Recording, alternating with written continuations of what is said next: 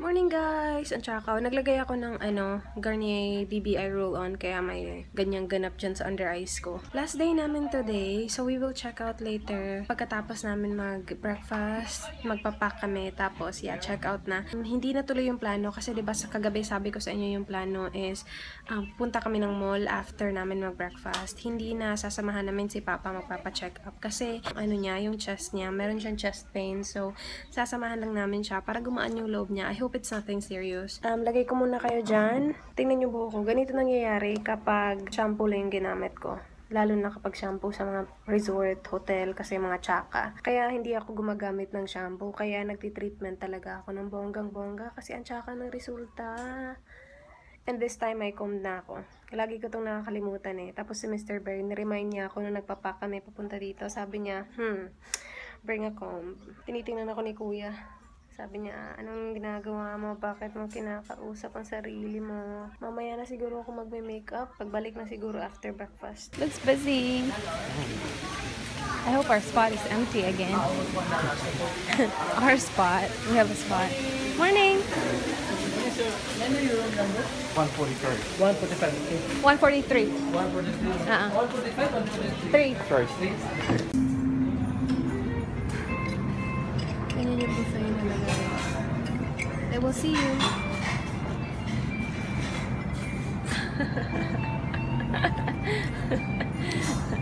There's my breakfast. Garlic rice. What is this, babe? No idea. It's a bread. Green beans. And then siomai with sauce. And then my then I have my coffee and mango juice. Yummers. And we will not wake up to this view tomorrow.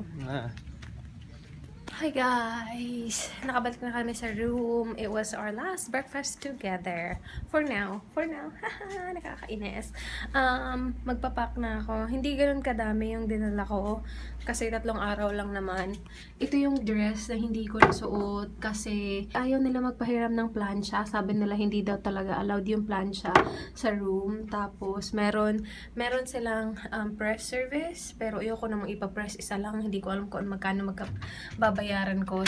So, kaya ako nilabhan yung isang top ko, tapos pinadry ko sa labas. Kasi nga, kailangan ko siyang suotin ulit kasi hindi ko ito masuot. Yung dala ko talaga enough lang for 3 days. Kasi iniisip ko din, ayaw ko magdala ng marami. Kasi magkukommute ako pa uwi. Ang hirap ng walang sasakyan. Pero okay lang yan. And yung vlog na in-upload ko kagabi, uploaded na ng bonggang-bongga, which is great. Look at that. It's uploaded na. Kailangan ko lang i-update yung thumbnail. Back lang ako guys. Later on, mag-check out kami. Tapos pupunta kami sa hospital para samahan si Papa na magpa-check up. Ready na kami umalis. Ang bigat ng bag ko. Nandito yung mga gamit ko. Uy, wag kang masisira. Pupunta ko pa ng probinsya.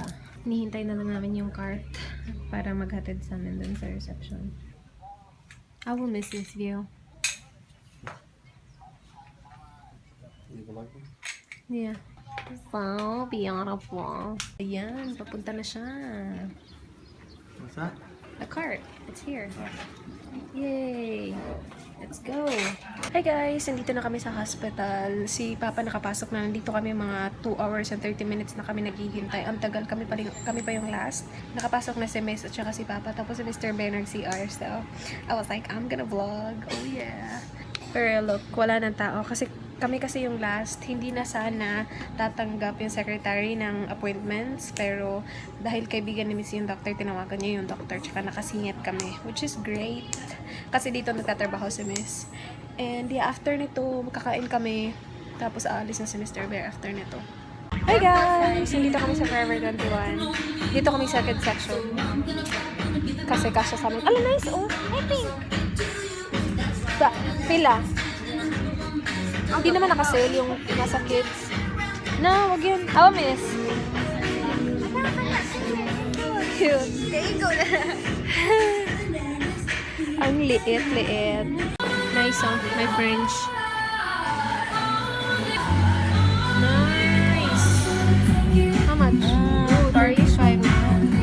Parang bibilhin ko to guys. Na-fit ko na siya. Okay naman. Maganda naman siya. It's a t-shirt dress. Ano siya? 600. Magkano nga ulit ikaw? Hindi ko alam. 655 ata? It looks like that. Hintay ko si Ceci. Bibili si Miss ng crop top. Yeah, that's nice. Tatlo ra? Extra small imong gi-fit? Oh, extra small. Oh, okay. Nice man.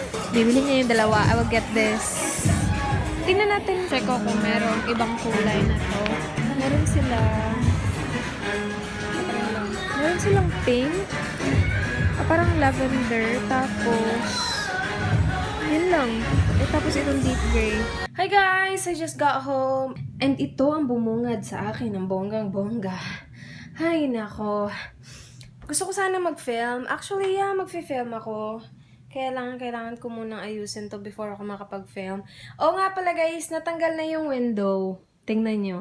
Pinatakpan ko na yung window, so wala na siya.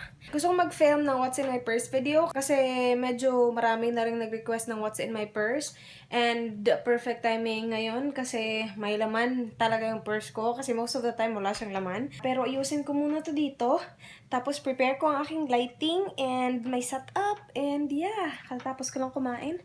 Grabe, busog ako. Sobrang nagutom ako kanina. Grabe yung traffic. Nag-van lang ako papunta dito. Nag-commute lang ako. Actually, nag-offer si Papa na ihatid niya ako. Sabi ko, wag na. Kasi malayo malayo sa city. So, nag-commute na lang ako. And si Papa, babalik siya bukas para sa check-up. Parang sabi ng doctor, parang hindi daw siguro sa heart. Kasi na-feel ni Papa yung chest pain kapag at rest siya. And sabi ng doctor, if it's a heart problem, you usually feel it kapag at work ka or ganun. Basta, babalik siya bukas tapos gagawa sila ng further test para malaman.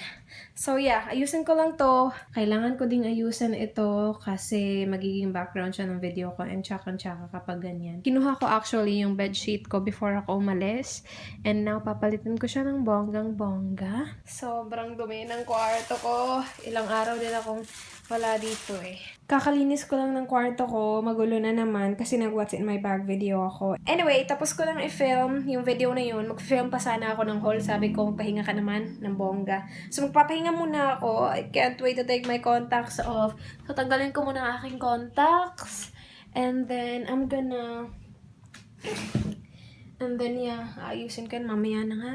Nakakapagod na, guys. Sa wakas, napalitan ko yung custom thumbnail ko, guys, sa Day 2 Maribago Beach Resort ko na vlog.